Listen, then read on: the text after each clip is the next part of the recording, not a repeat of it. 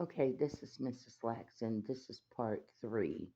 Um, I want my voice to be heard because it's amazing how you could be a 59-year-old woman and how they have, like, basically singled you out of your own damn life. How is that possible? Because last time I checked, it was my life. Last time I checked that my body, mine, that would be a possessive word if I'm not mistaken, is my body. It doesn't belong to nobody and that nobody else. And that means the weight that I carry is for me to bear. That's not your problem. My weight problem, if you will, is not your weight problem. That's not for you to pick up my weight problem and for you to put it up on your shoulders. Something is wrong with you if you need to carry extra weight in this type of life, in the journey of life. Something is wrong with you. My weight problem is none of your business. See, I think that when you're a woman, especially a black woman, when you're a black woman that they cannot control, then they need to distort your image because we can't catch out her mind. And because she got a mind of her own, that's why God gave it to us. God gave us a mind to use our mind and not to be dictated to, not to live as if we're up under communist rules, but for us to be able to be an individual person, individual man, and individual woman, and to be able to be just as creative in the image of God to use your own mind. See, you just mad because when I was younger, I would respond to certain things that people would do to me in a different way, and I learned to use certain type of tools. Now, am I 100% perfect in it? No, but it has helped me along the way. This is why you're not getting those outburst reaction that you want, or if I am upset, I'm upset because there's a group of strangers, and I think that this is I don't know, Crystal. I don't know. I could be wrong or crazy.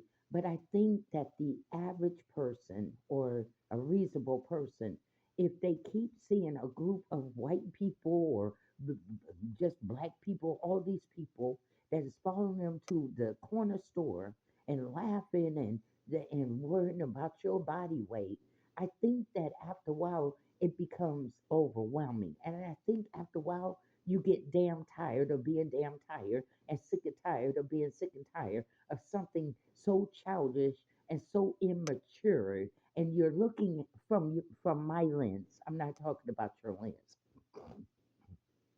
You only see what you want to see.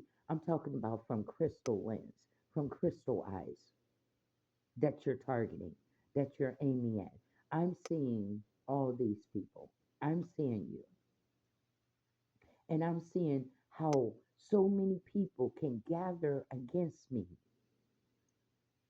but you can't gather for my ministry work. That's the Jesus Christ Ministry LLC. It's just amazing how I need help with housing. I need help with a job. I don't told everybody up under the sun that I'm looking for work. If you know somebody, I braid hair.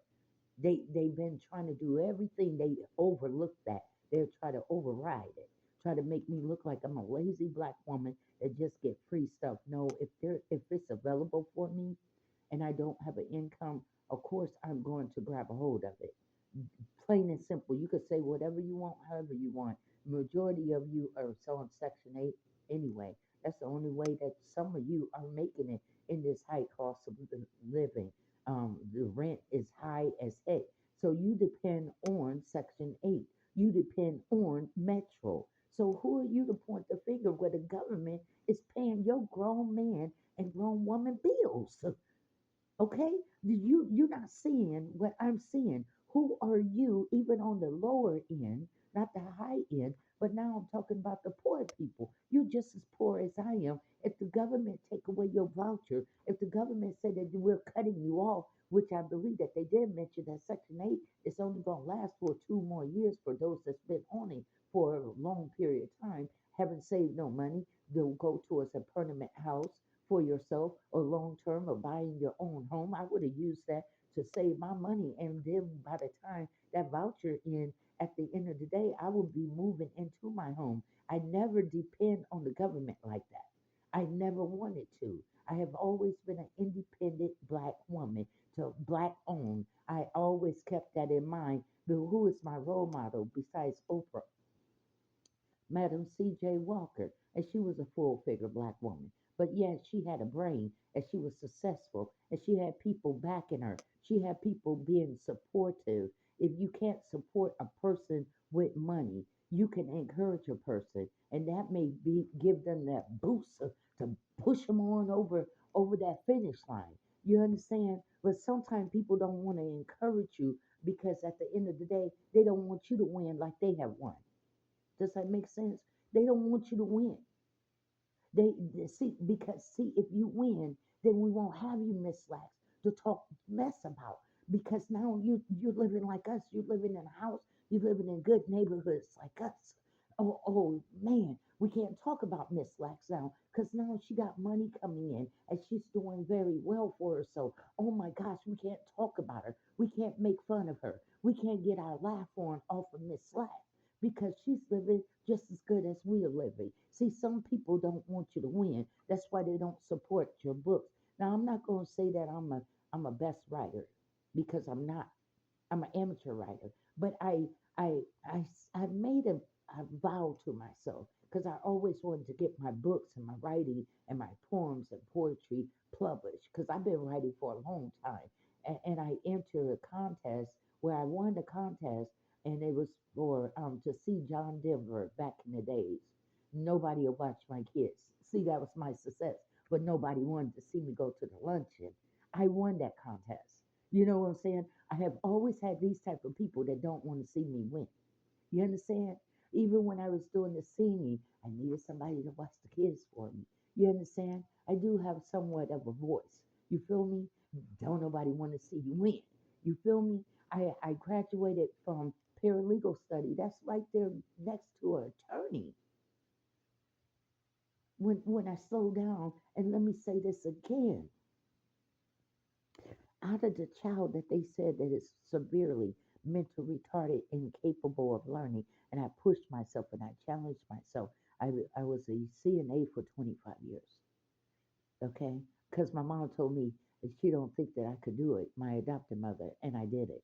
You understand? And became the best CNA on the floor to the point where the DON was bragging about me at the end of the day, making $3.35 an hour. Then it went up to $5.25 an hour. Then minimum wage went up to $7 an hour. Then it went up to $8. Then it finally went up to $10.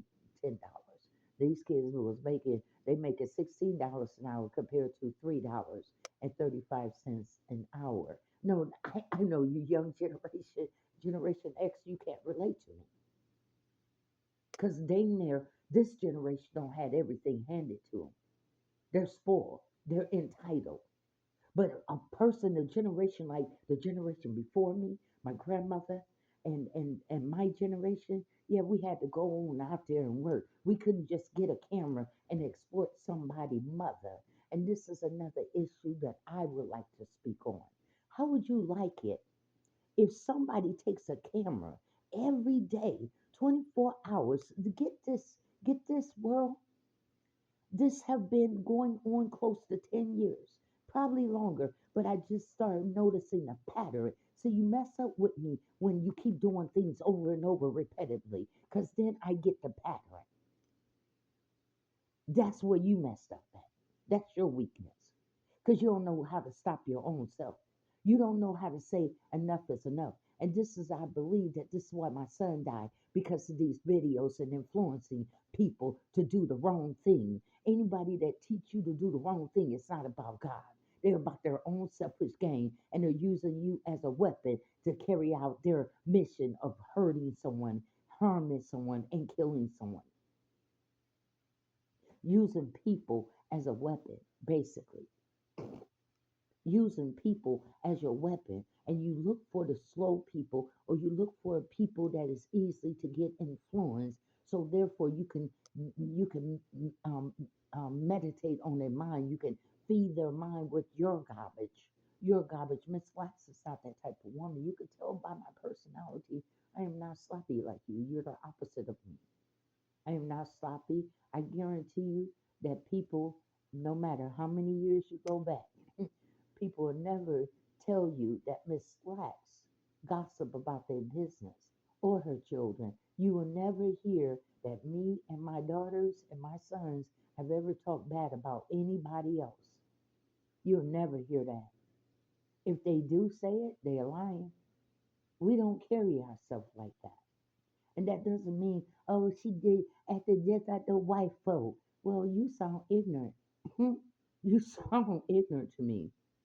What do you mean? She sounds just like the white folk. She talk proper like the white folk. No, I don't. White people think I sound ebonic or sound like I got a little bit of this in it, a little bit of southern, a little bit of whatever that they're hearing. But after I don't fit in with the racist white people, they treat me the same way as another black person. So what are you talking about? She act that like the white folk, and you sound ignorant, and you sound like that you've been in the United States, especially if you've been born, you've been in the United States all these years and you still speaking Ibande. Okay? It's not D, it is this, and that, not D, not that.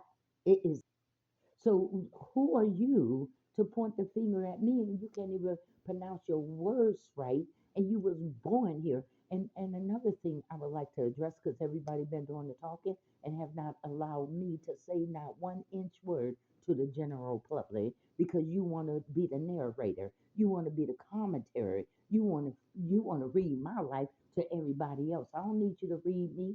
I can speak for myself. That's why God gave me a tongue. That's why God gave me a mouth for me to speak up for my own self. And I'm speaking to you today. I'm speaking for you. I'm speaking for myself and my family. On behalf of the Lax family, we're bringing Minister Crystal Lashelle Lax to speak on behalf of her own damn family. We have not had a chance to live our life because we don't had other people in our life. They go behind our back, made choices and decisions about my grandchildren and about my children without consulting the whole family as a whole. See, they don't bring the whole family in.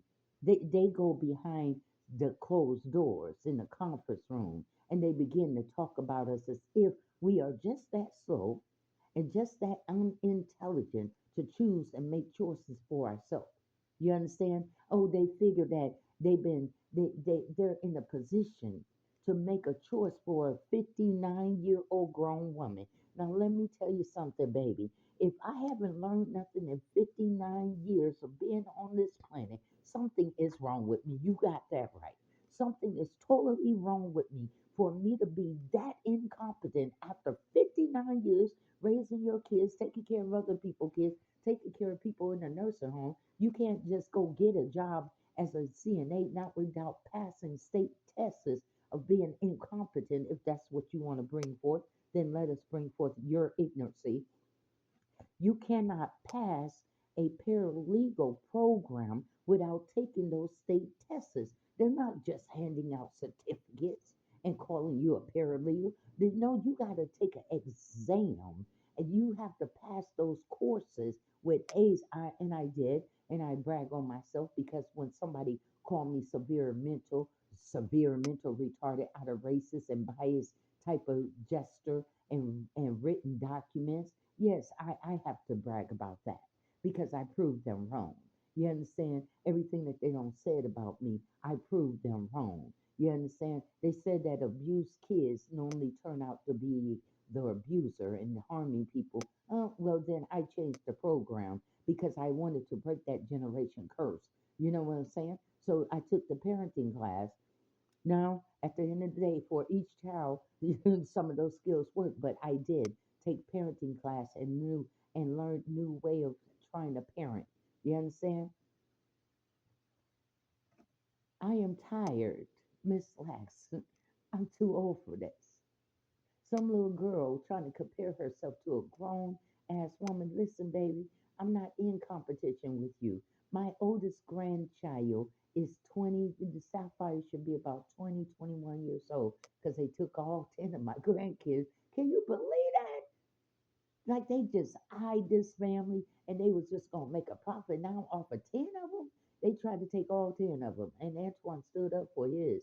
At the end of the day, the two twins, Levi and Jordan, they were with CPS right there. You understand?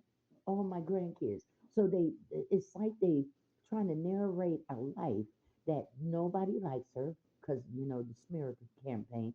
So they want the image to be nobody likes her. Now her family don't even want her around. You understand what I'm saying? This is the image. This is how they're trying to control the public about me. Oh, and nobody likes her, and she gonna grow old, all dead, all by herself, and nobody gonna come to her ministry. Nobody wanna go to that ghetto ministry. You see what I'm saying? So it's like ignorant versus ignorancy. At the end of the day, you're ignorant. You're very ignorant. You're immature. You're childish. You don't want to grow up. You're catty. You're petty. You're jealous. You're filled with envy. And I don't have time for those demons because I don't like those demons. I don't like the demon of gossiping. So you'll find myself, after a while, I will excuse myself from that gossiping person because at the end of the day, my mother, she had her flaws too, not my biological mother, but the mother that adopted me. But one thing, she had her flaws, but one thing she taught me, when you're in that break room, don't get involved with gossiping. You raise yourself up and get out the break room. And I have always been programmed. I know how to escape gossipers. I know how to get away from you because, see, I'm feeling uncomfortable engaging with you about talking about somebody else and I don't know them and I don't really know their business. So who am I to gossip about somebody else business to somebody else? And this is how trouble gets started. This is where animosity and resentfulness sets in between people. You understand? This is where hostility sets in because of the gossiping tone. You understand? So I will remove myself from people like you